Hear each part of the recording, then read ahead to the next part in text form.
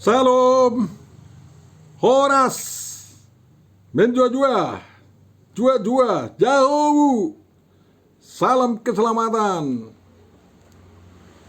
Kita gunakan channel ini sekarang Bapak Ibu Saudara menafsirkan, memahami apa yang menjadi epistel pada tanggal 6 Juli tahun 2025, minggu ketiga setelah Trinitas. Mudah-mudahan perenungan kita dapat menolong kita untuk semakin maju dalam beriman Kristiani dan melakukan kehidupan kita sehari-hari semakin maju. Untuk memulai perenungan kita, Bapak Ibu Saudaraku yang terkasih, mari kita terima penyertaan dari Tuhan kita. Anugerah dari Tuhan kita Yesus Kristus, kasih setia Allah Bapa dan persekutuan Roh Kudus kiranya memelihara, menyertai dan memberkati kita semua. Amin. Firman yang akan kita renungkan Bapak Ibu ditentukan dari kitab Yesaya pasal 66 ayat 10 sampai ayat 14. Di bagian penghujung daripada kitab Yesaya ini. Kita baca mulai ayat 10 sampai 14.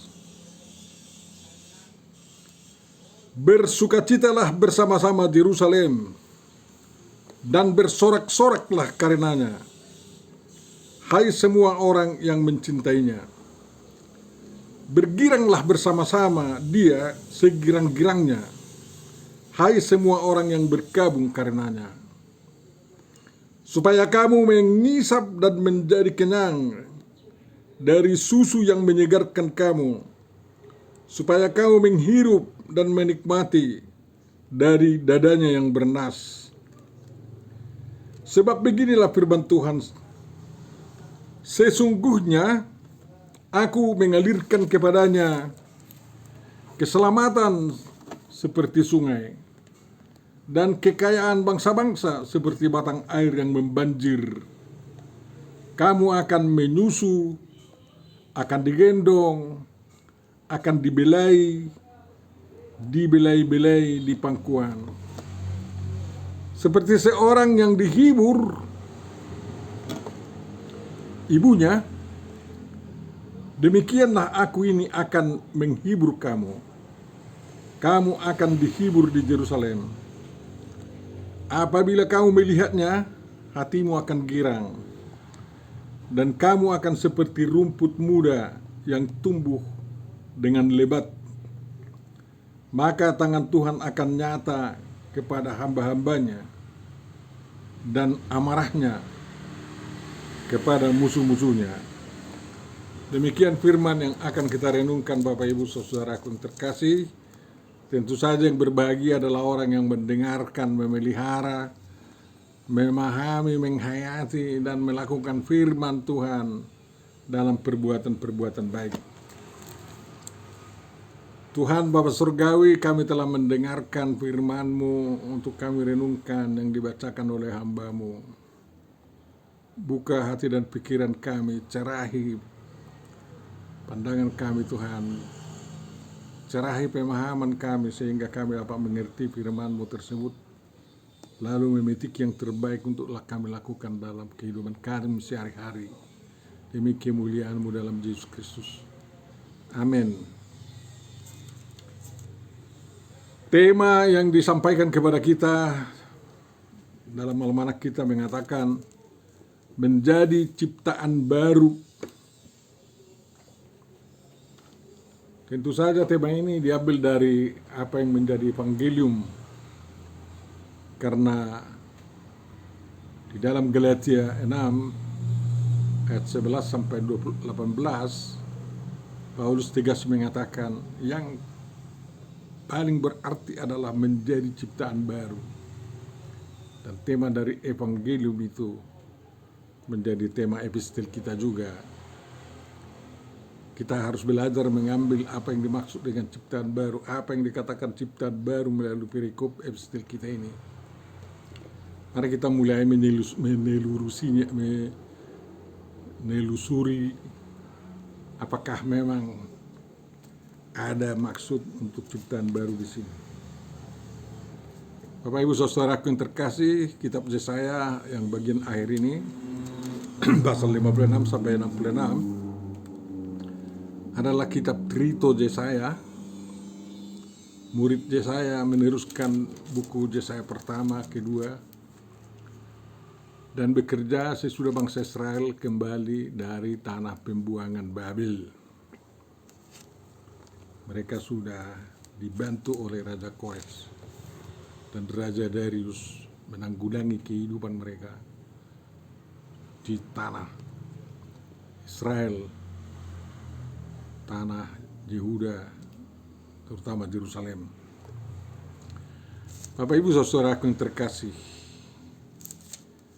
bangsa Israel yang kembali dari pembuangan itu bukan hanya penduduk Yehuda atau keturunan dari rombongan Raja Jekonia yang dibuang Nebukadnezar ke Babel waktu itu, tetapi sudah turut sisa-sisa bangsa Israel Utara yang dibuang tahun 722 sebelum Masehi ke Mesopotamia, dan sekarang mereka dengan orang Israel dari selatan bisa hidup di Mesopotamia, berkumpul di tepian sungai Babylon dan bekerja untuk bangsa Babel. Ada mereka yang berhasil melayani di istana Nebukadnezar seperti Daniel dan pemuda-pemuda kawannya kan. Jadi mereka bukan tidak mau menjadi hanya buruh tani saja. Yang dibawa dari Yerusalem itu adalah ahli-ahli, tukang-tukang, ya.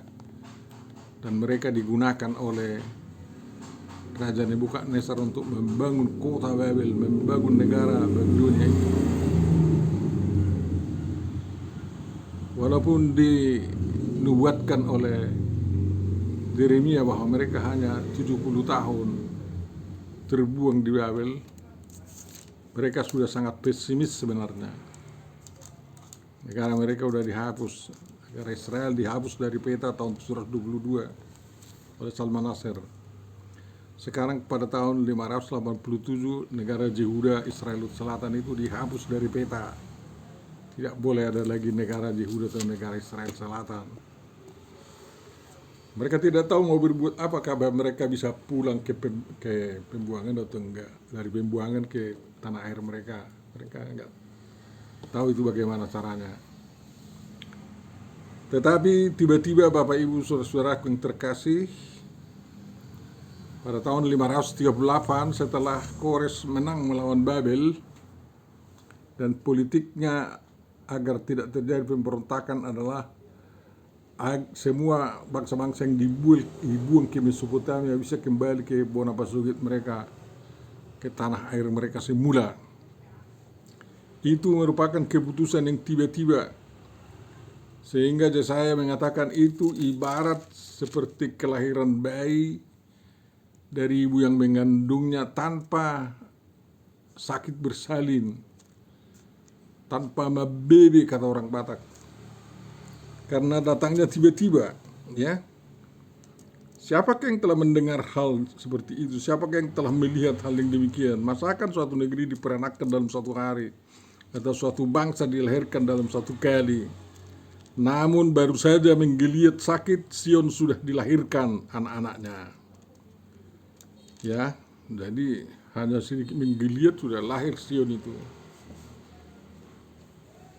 Tanpa ada perang, tanpa ada demo-demo untuk menuntut agar mereka balik ke tanah air mereka. Itu hebatnya. Dan yang pulang dari pembuangan Babel itu bukan hanya orang Yehuda aja. Siapa yang merasa dirinya bangsa Israel ikut semua rombongan pulang. Tapi bukan semuanya pulang. Mereka-mereka yang sudah nikah dengan orang-orang penduduk asli di Babel dan ada ekonominya naik, ya, setelah hampir 50 atau 60 tahun di sana, dari 587 sampai 538, ya, mereka tinggal di situ. Jadi hanya rombongan Ezra, Zerubabel, dan siapa itu imam besarnya itu, Itu yang kembali.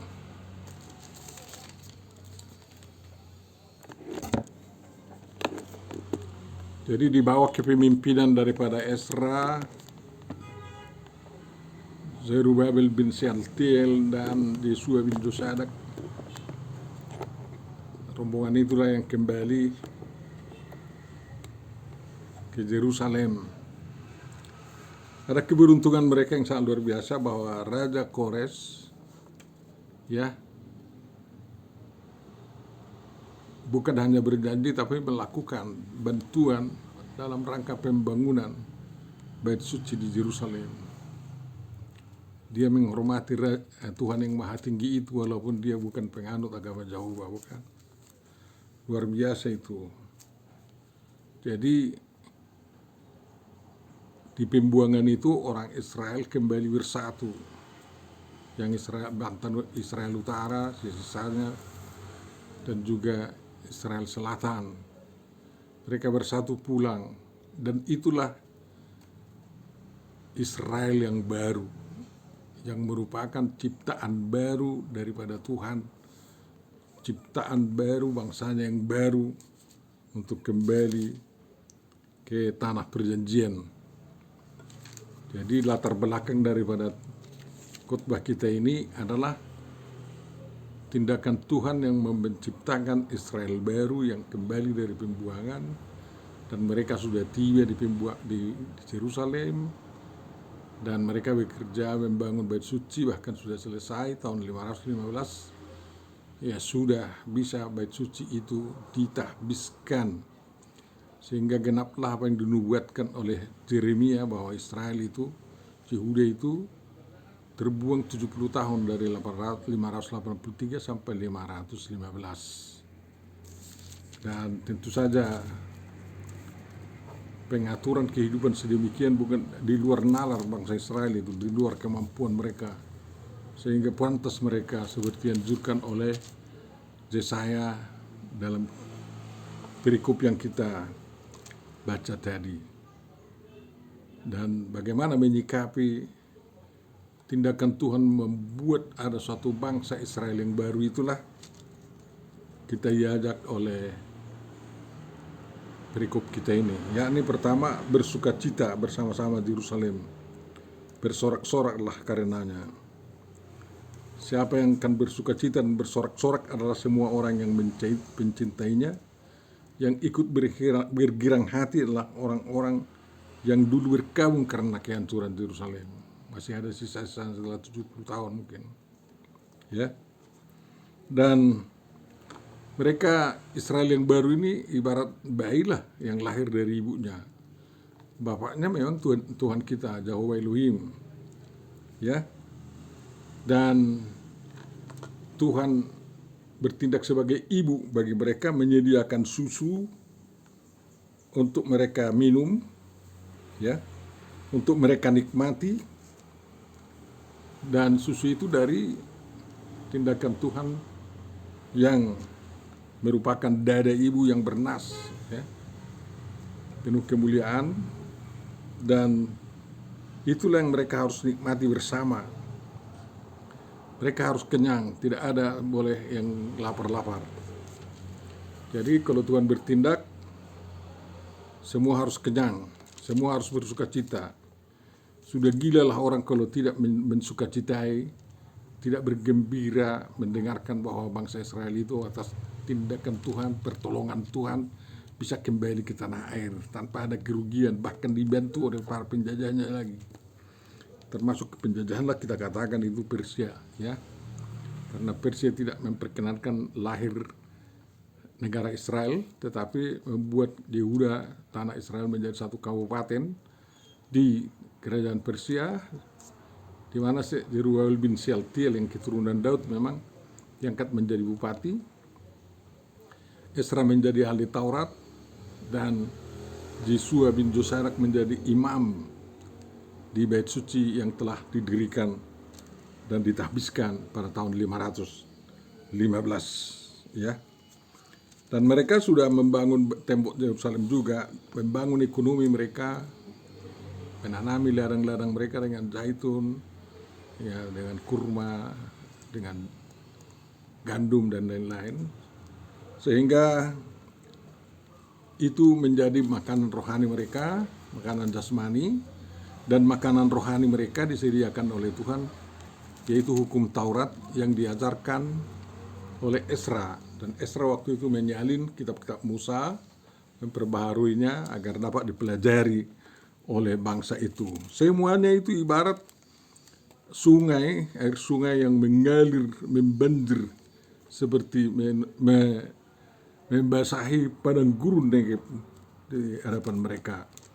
Dan itulah yang disebut dalam kitab Yesaya ini, bahwa Tuhan ya menggendong mereka, membelai-belai mereka di pangkuannya. Ya, seperti ibu menghibur anaknya. Sekarang bangsa Israel yang baru itu terhibur oleh karena tindakan Tuhan, oleh karena ajaran yang dari Tuhan, dan oleh karena peribadahan yang dapat dilakukan secara baru dengan bait Allah yang baru sesuai dengan nasihat Yehezkiel, ya. Bait Allah yang dibangun itu, bait Allah kedua ini lebih bagus daripada bait Allah yang pertama yang didirikan oleh Salomo. Bahkan umurnya lebih panjang, karena bait Allah Salomo itu 950 sebelum Masehi sampai tahun 587 sebelum Masehi, 360 tahun. Tetapi bait Allah kedua ini didirikan oleh Raja Kores atau Zerubbabel bin Shealtiel dibantu kawan-kawannya tahun 515 sampai tahun sebelum Masehi, sampai tahun 70 Masehi, kan kayak gitu. Jadi hampir 400 tahun kan.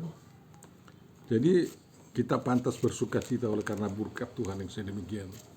Di zaman sekarang pun kalau pemerintah kita memberikan surat izin mendirikan rumah ibadah kita, bahkan membantu kita membangun rumah ibadah itu, kita pantas bersuka cita yang sangat luar biasa dan pantas menikmati susu kehidupan yang disediakan Tuhan bagi umatnya, yakni firman Tuhan, ya, dan juga ladang kehidupan yang diberikan Tuhan sebagai tempat kita berprofesi. Ya, kalau kita melihatnya itu dengan secara mendalam, pasti kita bersuka cita. Dan sukacita itu membuat kita betul-betul bersemangat, dan seperti dikatakan oleh Yesaya di sini, kita menjadi ibarat rumput yang segar, dan tulang belulang kita itu betul-betul tahan, ya, dan bisa kita tegak berdiri karena keagamaan kita diakui, kepercayaan kita diakui oleh negara, dan kehidupan kita bisa juga berdiri tegak. Jadi marilah kita lihat juga kehidupan kita, bagaimana Tuhan mengalirkan, ya, berkat-berkatnya kepada kita, kepada umatnya. Dan kita sudah dibuat di dalam Yesus Kristus sebagai Israel baru, kan.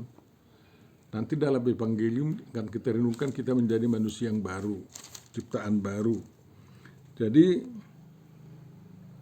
kita diajak oleh Tuhan menikmati keselamatan yang dianugerahkannya itu kepada kita, dan tentu saja kita harus hati-hati, jangan asal ada ibu-ibu yang bisa menyusui terus kita isapi dari susunya tersebut, enggak.